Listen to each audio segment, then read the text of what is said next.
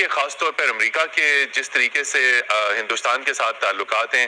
ان تعلقات کو پروموٹ کیا جا رہا ہے، diplomatic, political, economic, military. India ان کے لیے ایک یوزفل ٹول ہے اس اسٹیج کے اوپر، اگر افغانستان میں استعمال کرنا چاہیں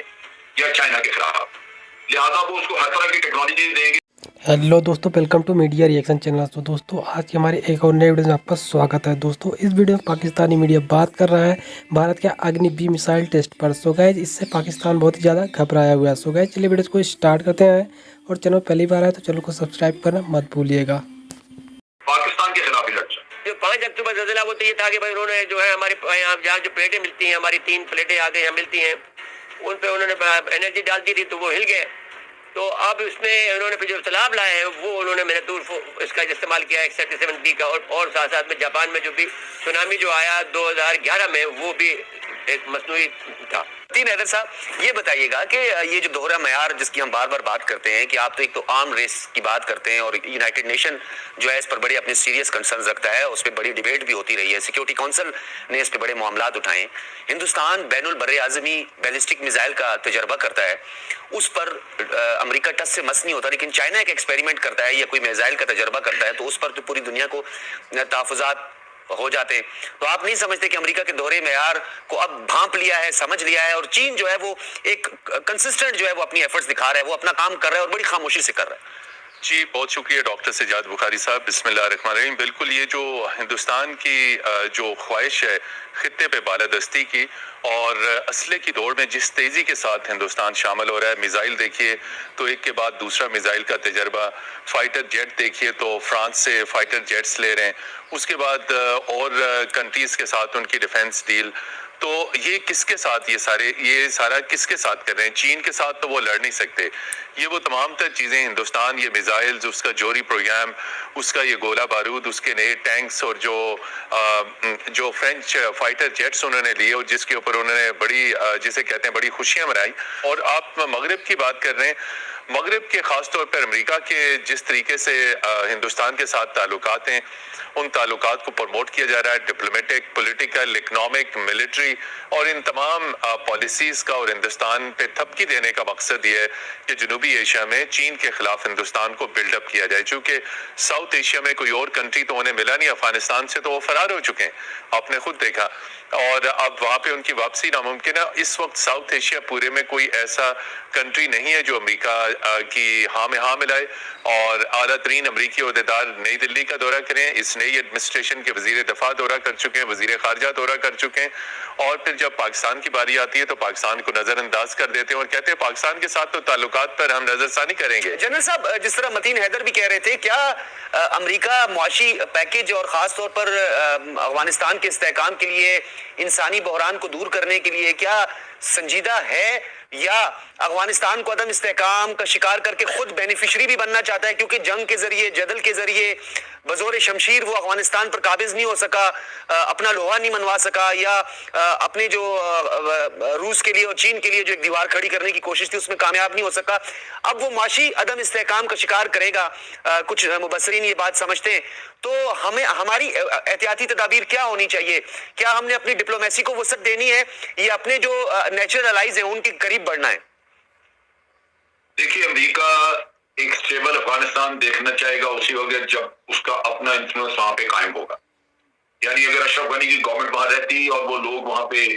جو پرو امریکہ تھے وہ گورنمنٹ بنا کے وہاں پہ کنٹرول پورا رکھتے، ان کی ہٹ قائم رہتی، تو پھر افغانستان سٹیبل ہونا چاہیے تھا، کیونکہ امریکہ کو وہ سوٹ کرتا تھا۔ اگر امریکہ کی اپنی پریزنس وہاں نہیں رہی اور یہ افغانستان میں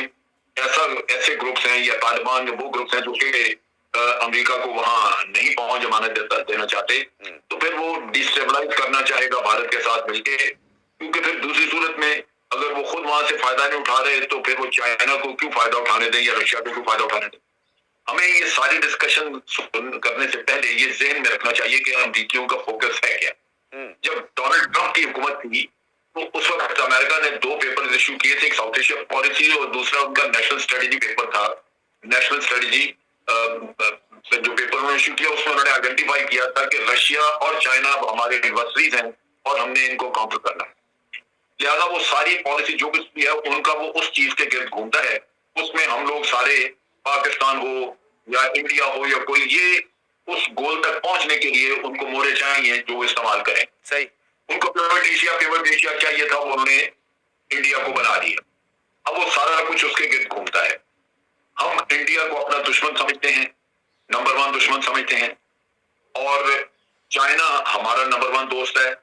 अमेरिका का नंबर 1 दोस्त इंडिया है और चाइना उनका नंबर 1 दुश्मन है। तो हम बिल्कुल एक इक्वेशन में बिल्कुल दूसरी साइड पे खड़े हैं। तो हमारी रिलेशनशिप का तो ये बड़ा एक बात सामने चीज नजर आती है। ठीक है। दूसरी बात ये है कि भारत के जरिए वो इंग्रेस रख सकते हैं उसमें अफगानिस्तान में, इसलिए कि भारत ने पिछले 20 साल में अपने लिए पानियों में बड़ी गुडविल बनाई थी, गुडविल उसने वर्कआउट की थी, और पाकिस्तान को वहां पे बहुत ही नेगेटिव ट्रीट किया, जिसकी वजह से एंटी पाकिस्तान फीलिंग वहां पे बहुत आम रही, आम आदमी कोई बात नहीं सुननी चाहता। तो इंडिया जब चाहे उस पर कैपिटलाइज कर सकता है, उसको दोबारा यूटिलाइज कर सकता है अपने प्रॉक्सीज के जरिए। लिहाजा इंडिया उनके लिए एक यूजफुल टूल है इस स्टेज के ऊपर, अगर पाकिस्तान में इस्तेमाल करना चाहे या चाइना के खिलाफ। लिहाजा वो उसको हर तरह की टेक्नोलॉजी देंगे, सब कुछ देंगे, लेकिन उससे बैलेंस साउथ एशिया में खराब होगा, क्योंकि अल्टीमेटली इंडिया पाकिस्तान के खिलाफ ही लड़ता। आप देखिए कि अगर इंडियन लीडर्स की स्टेटमेंट्स आप पिछले 2 साल की निकाल के देख लें, पाकिस्तान को कहते हैं हम अभी भी करेंगे आपके ऊपर जी, हम ये सर्जिकल स्ट्राइक्स करेंगे, हम ये करेंगे, वो करेंगे, क्योंकि वो उनका सारा फोकस पाकिस्तान है। सो अमेरिका जो जीता है देता रहे उनको, अल्टीमेटली उनके लिए टारगेट पाकिस्तान है। तो जो X-37B है, ये खलाई जहाज बहुत खतरनाक है। अब ये सोच रहे हैं कि अगर हम X-37B से काम चला लें तो ये हो सकता है, लेकिन ये कि फिर वो उनका जो भी हमला होगा वो नजर आएगा, क्योंकि मैनातूर 4 की जो सलाहियत थी उससे ये लोग खौफजदा हुए हैं कि कोई कहीं पर भी अगर हमने वहां से छोड़ा X-37B से, तो लोग ये समझेंगे कि भाई मैंने एटमी मिसाइल आ रहा है, तो वो फिर अमेरिका पे हमला कर देंगे, और किसी को नहीं पता है, अब सारे जो एटमी मुल्क हैं उनको नहीं पता किस मुल्क में जाके वो लगेगा। तो अब ऐसी सूरत हाल में तो उन्होंने इसका इस्तेमाल मतरूक कर दिया। अब लेकिन X-37B से जो 8 अक्टूबर का यानी 8 अक्टूबर 2005 का ज़ल्ज़ला आया था वो उन्होंने इस्तेमाल किया, फिर 2010 का सैलाब आया था वो उन्होंने इस्तेमाल किया एटमॉस्फेयर को। तो अब जो 5 अक्टूबर ज़ल्ज़ला वो तो ये था कि भाई उन्होंने जो है हमारे यहाँ जहाँ जो प्लेटें मिलती हैं, हमारी 3 प्लेटें आगे यहाँ मिलती हैं, उन पे उन्होंने एनर्जी डाल दी थी तो वो हिल गए। तो अब उसमें उन्होंने फिर जो सैलाब लाए हैं वो उन्होंने मैनातूर इसका इस्तेमाल किया X-37B का, और साथ साथ में जापान में जो भी सुनामी जो आया 2011 में वो भी एक मसनूई था। अब सवाल ये पैदा होता है कि ये फिर हमने ये ऐलान कर दिया कि X-37B जब जाता है तो कुदरती कोई आफत आती है जो कि मसनूई होती है, तो फिर इन्होंने छुपाया, और 3 साल तक ये X-37B ये जो खला में रहा, तो हमने कहा ये कोई वहाँ पर माइंड बिछा आया है, वहाँ पर तमाम सिस्टम को इसने बहाल कर दिया है। तो अब ऐसी सूरत हाल में ये जब ये आया है तो अभी इसकी वजह से अमेरिकनों के अंदर एक मचाल। अब इसके मतलब जो एक अजीब बात हुई है, अब अमेरिका ने भी ये किया कि जिस तरह का ग्लाइडेड व्हीकल का जो तजर्बा था वो उन्होंने 21 अक्टूबर 2021 को किया, वो फेल हो गया। तो अब इसका मीनिंग देर बाई कि अभी अमेरिका को अभी कुछ साल लगेंगे इसमें नतीजे में पहुंचने में। अब इसमें एक अजीब बात ये हुई है कि इंडिया जैसा मुल्क जो है वो उसने इसकी फौरी बाद में अपना अग्नि 5 का तजर्बा किया जो 5000 किलोमीटर का सफर